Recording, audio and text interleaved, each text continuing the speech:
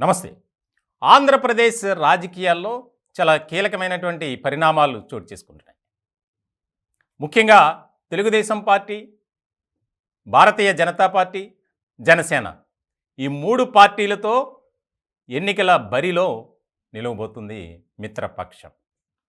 ఇలాంటి సందర్భంలో చాలా ఆసక్తికరమైనటువంటి చర్చ జరుగుతుంది. 2014లో ఏ రకమైనటువంటి ఫలితాలు వచ్చాయో ఇప్పుడు కూడా అదే రిపీట్ కాబోతుంది. 10 ఏళ్ల తర్వాత సేమ్ సీన్ రిపీట్ అనేది ఎక్కువగా రాజకీయ వర్గాల్లో బలంగా వినిపిస్తుంది. వాస్తవానికి 2014 ఎన్నికలకు సంబంధించి చూస్తే గనక భారతీయ జనతా పార్టీ, తెలుగుదేశం పార్టీ మిత్రపక్షం ఎన్డీఏ కూటమి పోటీ చేసింది. ఇలాంటి సందర్భంలో ఆ 2 పార్టీలకు జనసేన ఫ్రెండ్లీ సపోర్ట్ ఇచ్చింది. అయితే 2014లో జనసేన మాత్రం పోటీ చేయలే. దానికి ఏంటంటే కేంద్ర ఎన్నికల సంఘం నుంచి అనుమతి రాలా. సో ఇలాంటి క్రమంలో 2014లో జరిగినటువంటి పరిస్థితులు, మారినటువంటి సమీకరణాలు మళ్ళీ జరగబోతున్నాయి అనేది ఎక్కువగా వినిపిస్తుంది. వాస్తవానికి అప్పుడు కనుక చూస్తే తెలుగుదేశం పార్టీ 102, అలాగే భారతీయ జనతా పార్టీ 4 స్థానాల్లో విజయం సాధించి ప్రభుత్వాన్ని ఏర్పాటు చేసింది.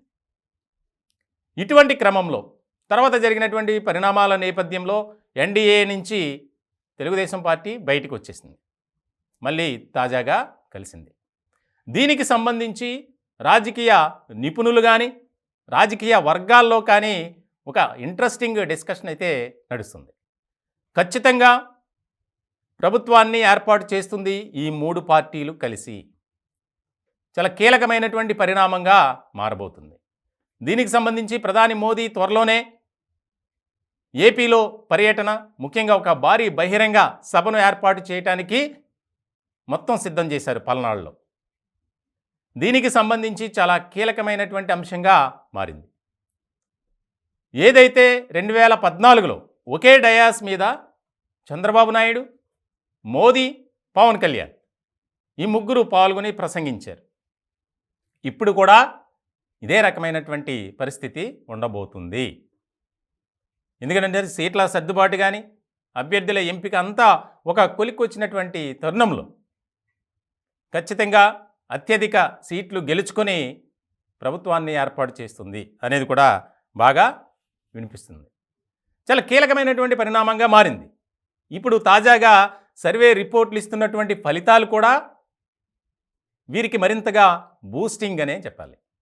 ఎక్కడా కూడా వైఎస్ఆర్సీపీకి విజయ అవకాశాలు ఉన్నాయి అనేది మాత్రం ప్రస్తుతం వస్తున్నటువంటి సర్వే రిపోర్ట్లను బట్టి మనం చెప్పొచ్చు. ఇటువంటి క్రమంలో 3 పార్టీల ద్వారా ప్రజలతో మరింతగా దగ్గరై మమేకమై అధికారాన్ని కైవసం చేసుకోవాలి అనే దిశగానే అడుగులు వేస్తుంది. దీనికి సంబంధించి ఈ నెల 17వ తేదీన పల్నాడులో జరిగే భారీ బహిరంగ సభకు ప్రధాని మోదీ రావటం, దానికి సంబంధించి ఆంధ్రప్రదేశ్ రాష్ట్ర ప్రజలకు ఒక గుడ్ న్యూస్ చెప్పబోతున్నారు. ఎందుకనంటే ఇప్పుడున్నటువంటి సినారియో కనుక మనం చూస్తే ఖచ్చితంగా కేంద్రంలో కూడా మళ్ళీ ఎన్డీఏ భాగస్వామ్యం అధికారంలోకి రాబోతుంది అని చెప్పి వస్తున్నటువంటి ఫలితాల నేపథ్యంలో చాలా కీలకమైనటువంటి పరిణామంగా మారింది. ఎందుకంటే కేంద్రంలో భారతీయ జనతా పార్టీ అధికారంలో ఉంది, ఎన్డీఏ కూటమి. ఇటువంటి సందర్భంలో చాలా ముఖ్యమైనటువంటి అంశంగా ఇది మనం చూడాలి. 2014లో ఏ రకమైనటువంటి పరిస్థితులు ఉన్నాయో మళ్ళీ అదే ఇప్పుడు జరగబోతుంది అనేది మాత్రం రాజకీయంగా ఒక ఆసక్తికరమైనటువంటి చర్చగా మారింది. ఇదిలా ఉంటే వైఎస్ఆర్సీపీలో ఇప్పటికే ఒక రకమైనటువంటి అలజడి గుబులు పట్టుకుంది. అభ్యర్థుల ఎంపిక దగ్గర నుంచి ఒక్కసారిగా మారుతున్నటువంటి సమీకరణాలు మనం బేరీజు వేస్తే వైఎస్ఆర్సీపీలో ఉన్నటువంటి కీలకమైనటువంటి నేతలు అటు తెలుగుదేశం పార్టీలోకి, ఇటు జనసేన పార్టీలోకి చేరుతూనే ఉన్నారు. అంటే జగన్మోహన్ రెడ్డి గారికి ఓటమి భయం పట్టుకుంది. అందుకే అభ్యర్థులను అటు ఇటు ఇటు అటు మారుస్తున్నారు. దానికి సంబంధించి ఆ పార్టీలో ఉన్నటువంటి నేతలు కూడా వైఎస్ఆర్సీపీలో ఉంటే మన మనుగడ సాధించడం కష్టం, కాబట్టి ఆల్టర్నేటివ్ అనేది మనం చూసుకోవాలి అనే దిశగానే పార్టీ మారుతున్నట్లు కూడా రకరకాల చర్చ జరుగుతుంది.